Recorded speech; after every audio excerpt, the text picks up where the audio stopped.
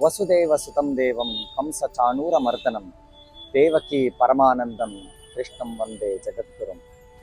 ನಾನು ಅಭಿಷೇಕ್. ಕೃಷ್ಣ ಜನ್ಮಾಷ್ಟಮಿಯ ಹಾರ್ದಿಕ ಶುಭಾಶಯಗಳು.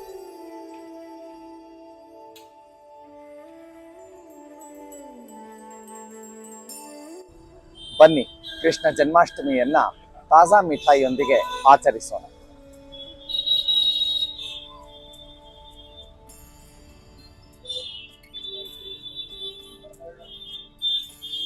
ಶ್ರೀ ಕೃಷ್ಣ ಅಂದ್ರೇನೆ ನಮಗೆಲ್ಲ ತಿಳಿದಿರೋ ಹಾಗೆ ಆ ಬಾಲಲೀಲೆಗಳು, ಆ ವೈಭವಗಳು, ಆ ಕೈಂಕರ್ಯಗಳು ಇವೆಲ್ಲವೂ ನಮ್ಮೆಲ್ಲರ ಮನಸ್ಸಿಗೆ ಮುದ ನೀಡುವಂಥದ್ದು. ಗಮನಿಸಿ, ಬೇರೆ ಯಾವ ದೇವರ ಒಂದು ಆರಾಧನೆಯಲ್ಲೂ ನಾವು ಇಷ್ಟೊಂದು ವೈವಿಧ್ಯವನ್ನು ನಾವು ಕಾಣಲಿಕ್ಕೆ ಸಿಗೋದಿಲ್ಲ. ಆ ಕೃಷ್ಣನ ಬಾಲ್ಯ ಇರಬಹುದು, ಅವನ ಯೌವನ ಇರಬಹುದು, ಅವನು ಬೆಳೆದಂಥದ್ದಿರಬಹುದು, ಇವೆಲ್ಲವನ್ನು ನಾವು ಆಚರಿಸ್ತೀವಿ. ಯಾವುದಾದರೂ ದೇವರ ಬಾಲಲೀಲೆಗಳನ್ನು ನಾವು ಕೊಂಡಾಡಬಹುದಾದರೆ ಅದು ಕೇವಲ ಕೃಷ್ಣ ಮಾತ್ರ. ಬಾಲರಾಮನನ್ನೂ ನಾವು ನೋಡಿದ್ದೀವಿ, ಬಾಲಚಂದ್ರನನ್ನೂ ನೋಡಿದ್ದೀವಿ, ಬಾಲಶಿವನನ್ನೂ ನೋಡಿದ್ದೀವಿ, ಬಾಲಕೃಷ್ಣನನ್ನೂ ನೋಡಿದ್ದೀವಿ. ಅದೇ ಮಹಾಭಾರತದಲ್ಲೇ ಅಭಿಮನ್ಯು ಕೂಡ ಬರ್ತಾನೆ. ಇಷ್ಟೊಂದು ಜನ ಮಕ್ಕಳು ಬಂದರೂ ನಮ್ಮ ಇತಿಹಾಸ ಪುರಾಣಗಳಲ್ಲಿ ಯಾವ ಒಂದು ಕಥೆಯು ಆ ಕೃಷ್ಣನ ಲೀಲೆಗಳನ್ನು ಮೀರಲಿಕ್ಕೆ ಸಾಧ್ಯವೇ ಇಲ್ಲ. ಕೃಷ್ಣ ಅಂದ್ರೇ ಹಾಗೆ. ಅದಕ್ಕೇನೆ ಕೃಷ್ಣಂ ವಂದೇ ಜಗದ್ಗುರುಂ ಅಂತ ನಾವು ಹೇಳೋಣ. ಕೃಷ್ಣನನ್ನ ಚೋರ ಅಂತ ಕರಿಬಹುದಾ, ಪೋರ ಅಂತ ಕರಿಬಹುದಾ ನಾವು? ಅವನು ಕದ್ದದ್ದು ನಮಗೆ ಅಷ್ಟೇ ಸುಂದರವಾಗಿತ್ತು. ಹೆಂಗಳೆಯರ ಜತೆ ಕೃಷ್ಣ ಆಡಿದಂಥದ್ದು ಅಷ್ಟೇ ಸುಂದರವಾಗಿತ್ತು. ರಣರಂಗದಲ್ಲಿ ನಿಂತಹ ಕೃಷ್ಣನು ಅಷ್ಟೇ ಮನೋನ್ಮಣಿಯಾಗಿದ್ದರು ನಮಗೆ. ಅದೇ ಕೃಷ್ಣ ಗೋವರ್ಧನಗಿರಿಯನ್ನು ಎತ್ತಿದಾಗ ಆ ಸಂಭ್ರಮ ನಮ್ಮೆಲ್ಲರಲ್ಲೂ ಮೂಡಿದೆ. ಇಷ್ಟೊಂದು ವೈವಿಧ್ಯಮಯವಾದ ಕೃಷ್ಣ. ಮಲಗಿದ ಕೃಷ್ಣನನ್ನು ನಾವು ರಂಗನಾಥ ಅಂತ ಕರಿತೀವಿ. ಸೊಂಟದ ಮೇಲೆ ಕೈ ಇಟ್ಟುಕೊಂಡ್ರೆ ಅವನ್ನ ಪಾಂಡುರಂಗ ಅಂತ ಕರಿತೀವಿ. ಅಂಬೆಗಾಲಲ್ಲಿ ನಿಂತರೆ ಅವನ್ನ ಬಾಲಕೃಷ್ಣ ಅಂತ ಕರಿತೀವಿ. ಕಡಗೋಲಲ್ಲಿ ನಿಂತರೆ ಅವನ್ನ ಉಡುಪಿ ಕೃಷ್ಣ ಅಂತ ಕರಿತೀವಿ. ಇಷ್ಟೊಂದು ಕೃಷ್ಣನ ವೈವಿಧ್ಯತೆಯನ್ನು ನಾವು ಕಾಣಬಹುದು. ಈ ಕೃಷ್ಣ ಜನ್ಮಾಷ್ಟಮಿಯ ಆಚರಣೆ ವಿಜೃಂಭಣೆಯಿಂದ ಮಾಡೋಣ. ಆಚರಣೆಯನ್ನು ಮಾಡುವ ಮುನ್ನ ಕೃಷ್ಣನನ್ನು ನಾವು ತಿಳ್ಕೊಳ್ಳೋದು ಬಹಳ ಮುಖ್ಯವಾಗಿದೆ. ಕೃಷ್ಣನನ್ನು ತಿಳ್ಕೊಳ್ಳಲು ಸಾಕ್ಷಾತ್ ಶ್ರೀಮದ್ ಭಾಗವತ ಇರಬಹುದು, ಮಹಾಭಾರತ ಇರಬಹುದು, ಅನೇಕ ಗ್ರಂಥಗಳಲ್ಲಿ ನಾವು ನೋಡಬಹುದು. ಆದರೆ ಒಂದು ನಾವು ಇಲ್ಲಿ ಗಮನಿಸೋಣ. ಇವತ್ತಿನ ವಿಚಾರವನ್ನು ಕೃಷ್ಣ ಅಷ್ಟಮಿಗೆ ನಾವು ಸೀಮಿತಗೊಳಿಸೋಣ. ಏನೀ ಕೃಷ್ಣಾಷ್ಟಮಿ, ಏನೀ ಕೃಷ್ಣ ಜಯಂತಿ? ಶ್ರಾವಣ ಮಾಸದ ಬಹುಳ ಬರುವಂತಹ ಅಷ್ಟಮಿಯೇ ಕೃಷ್ಣಾಷ್ಟಮಿ. ಯಾವುದೇ ವರ್ಷದ ಅಷ್ಟಮಿಯ ದಿನದಂದು ರಾತ್ರಿ ರೋಹಿಣಿ ನಕ್ಷತ್ರ ಬಂದರೆ ಅದು ಕೃಷ್ಣ ಜಯಂತಿವಾದೀತು. ಪ್ರತಿ ವರ್ಷ ನಮಗೆ ಕೃಷ್ಣ ಜಯಂತಿ ಸಿಗಲ್ಲ, ಆದರೆ ಪ್ರತಿ ವರ್ಷ ಕೃಷ್ಣಾಷ್ಟಮಿ ನಮಗೆ ಸಿಗುತ್ತೆ. ರಾತ್ರಿ ಹೊತ್ತೆ ಆಚರಣೆ ಯಾಕೆ? ಆ ಜಗದ್ರಕ್ಷಕ ಶ್ರೀ ಕೃಷ್ಣ ಹುಟ್ಟಿದ್ದು ರಾತ್ರಿ. ನಮ್ಮೆಲ್ಲರ ಅಂಧಕಾರವನ್ನು ಹೋಗಿಸಲಿಕ್ಕೆ ರಾತ್ರಿ ನಮ್ಮ ಜೀವನಕ್ಕೆ ಬೆಳಕು ಚೆಲ್ಲಿದ. ನಮ್ಮೆಲ್ಲರನ್ನು ಬಂಧನದಿಂದ ಮುಕ್ತಗೊಳಿಸಲು ಅವನು ಸೆರೆಮನೆಯಲ್ಲಿ ಹುಟ್ಟಿದ. ನಮ್ಮ ಸೆರೆಯನ್ನು ಮುಚ್ಚಿಟ್ಟ.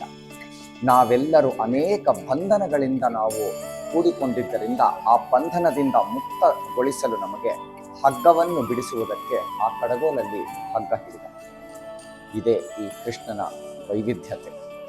ಇಡೀ ದಿನ ನಾವು ಉಪವಾಸವಿದ್ದು ಆ ಕೃಷ್ಣನನ್ನು ನಾವು ಕೊಂಡಾಡ್ತೀವಿ, ಪೂಜೆ ಮಾಡ್ತೀವಿ, ನಾವು ಕೈಂಕರ್ಯ ಮಾಡ್ತೀವಿ. ಕೆಲವೊಂದು ಆಚರಣೆಗಳಲ್ಲಿ ಅಲಂಕಾರ ಪ್ರಧಾನವಾಗಿರುತ್ತೆ, ಇನ್ನು ಕೆಲವು ಆಚರಣೆಗಳಲ್ಲಿ ಮೌನ ಪ್ರಧಾನವಾಗಿರುತ್ತೆ. ಕೃಷ್ಣಾಷ್ಟಮಿಯ ವೈವಿಧ್ಯತೆ ಗೊತ್ತಾಗುತ್ತೆ. ದಿನಪೂರ್ತಿ ತಿಂಡಿ ತಿನಿಸುಗಳು ಮಾಡಿದರೂ ನಾವು ಉಪವಾಸದಲ್ಲಿರ್ತೀವಿ. ಒಂದು ಕ್ಷಣವಾದರೂ ಇದು ನಾವು ತಿನ್ನಬೇಕು ಅಂತ ನಮ್ಗೆ ಅನಿಸಲ್ಲ. ಇದು ಕೇವಲ ಆ ಸಾಕ್ಷಾತ್ ಶ್ರೀಕೃಷ್ಣ ಬಂದು ಸ್ವೀಕಾರ ಮಾಡ್ತಾನೆ ಅನ್ನೋ ಒಂದು ಮನೋಭಾವ ನಮ್ಮಲ್ಲಿರುತ್ತೆ. ಉತ್ತರದಲ್ಲಿ ಹೋದರೆ ನಾವು ಮಥುರಾ, ಬೃಂದಾವನ, ಗೋಕುಲ, ದ್ವಾರಕೆ ಇದೆಲ್ಲ ಹೋದರೆ ನಾವು ಇವತ್ತಿಗೂ ಆ ಒಂದು ರೂಢಿ ಸಂಪ್ರದಾಯ ಇದ್ದೇ ಇದೆ. ಏನದು?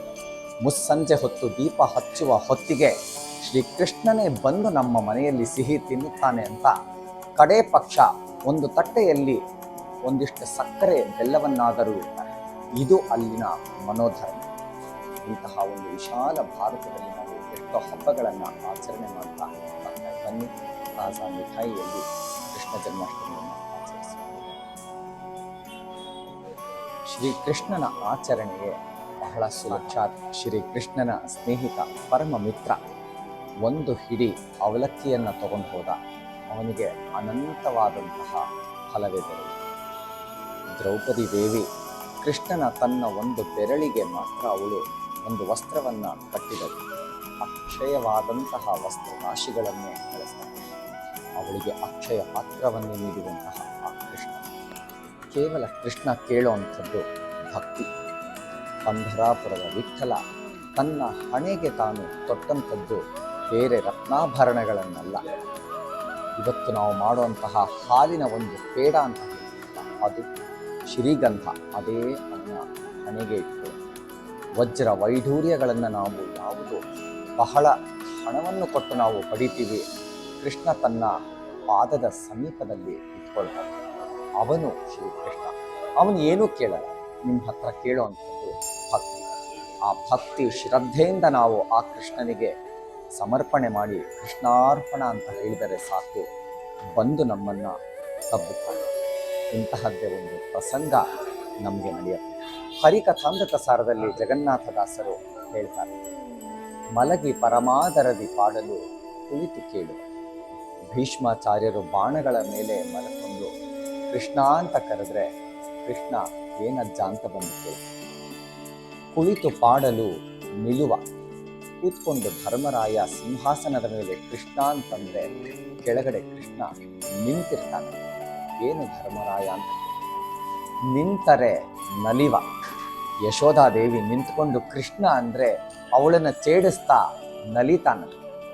ನಲಿದರೆ ನಾ ಒಲಿವೆ ನಿಮಗೆಂಬ. ದಾಸರು ನಲದಾಡಿದ್ರು, ಕೃಷ್ಣ ಕೃಷ್ಣ ಅಂತ ಗೆಜ್ಜೆ ಕಟ್ಟಿ ಕುಣಿದಾಡಿದ್ರು ದಾಸರೆಲ್ಲರೂ. ಕೃಷ್ಣ ಅವರನ್ನು ಹೋಗಿ ತಬ್ಬಿದ.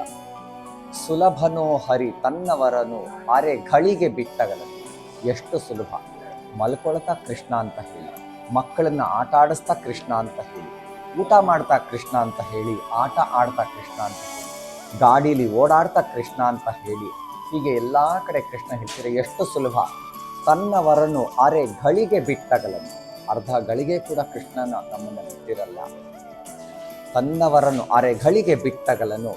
ರಮಾಧವನ ಒಲಿಸಲು ಅರಿಯದೆ, ಅಂಥ ಕೃಷ್ಣನ್ನ ಒಲಿಸಲು ಅರಿಯದೆ ಪಾಮರರು ಬಳಲೂರು ಭವಗಳು. ಎಲ್ಲೆಲ್ಲೋ ಹುಡುಕೊಂಡು ಹೋಗ್ತೀವಿ, ಏನೇನೋ ಹರಕೆ ಕಟ್ತೀವಿ. ಅಲ್ಲೆಲ್ಲೋ ದೂರದ ಬೆಟ್ಟದಲ್ಲಿ ಒಂದು ಕೃಷ್ಣ ಇದೆ, ಅದಕ್ಕೆ ಇಷ್ಟು ಸಮರ್ಪಣೆ ಮಾಡಬೇಕು, ಇಷ್ಟೆಲ್ಲ ಕಷ್ಟಪಡ್ತೀವಿ. ಅದೆಲ್ಲ ಬಿಟ್ಟು ನಮ್ಮ ಕೈತೋಟದಲ್ಲೇ ಇರೋಂತಹ ಒಂದು ಹೂವನ್ನು ನೋಡಿ ಕೀಳದು ಬೇಡ. ಆಹಾ, ಕೃಷ್ಣ ಇದನಿಗೆ ಅರ್ಪಣೆಯಾಗಲಿ ಅಂತ ಅಂದ್ಕೊಂಡ್ರೆ ಸಾಕು, ಸಂಪೂರ್ಣ ಫಲ ನಿಮಗೆ ಸಿಕ್ತು. ತುಳಸಿ ಪೂಜೆ ಮಾಡ್ತಾ ಎಷ್ಟು ಸುಂದರವಾಗಿದೆ ಈ ತುಳಸಿಗಳ, ಕೃಷ್ಣ ಇದು ನಿನ್ನ ಪಾದಕ್ಕೆ ಅರ್ಪಣೆಯಾಗಲಿ ಅಂತ ಹೇಳಿಕೊಂಡ್ರೆ ಸಂಪೂರ್ಣ ಫಲವನ್ನು ಆ ಕೃಷ್ಣ ನಿಮಗೆ ಕೊಡ್ತಾನೆ. ಹಾಗಾಗಿ ಯಾವುದೇ ಒಂದು ವಿಚಾರವನ್ನಾಗಲಿ ಆಚರಣೆಯನ್ನಾಗಲಿ ನಾವು ಮಾಡಬೇಕಾದ್ರೆ ಅದರಲ್ಲಿ ಶ್ರದ್ಧೆ ಇರಬೇಕು. ಶ್ರದ್ಧೆಯ ಜೊತೆ ಭಕ್ತಿ ಅನ್ನುವ ಒಂದು ಮಿಶ್ರಣ ಬೆರೆತಾಗ ಮಾತ್ರ ಅದು ದೇವರಿಗೆ ಅರ್ಪಣೆಯಾಗಕ್ಕೆ ಸಾಧ್ಯ.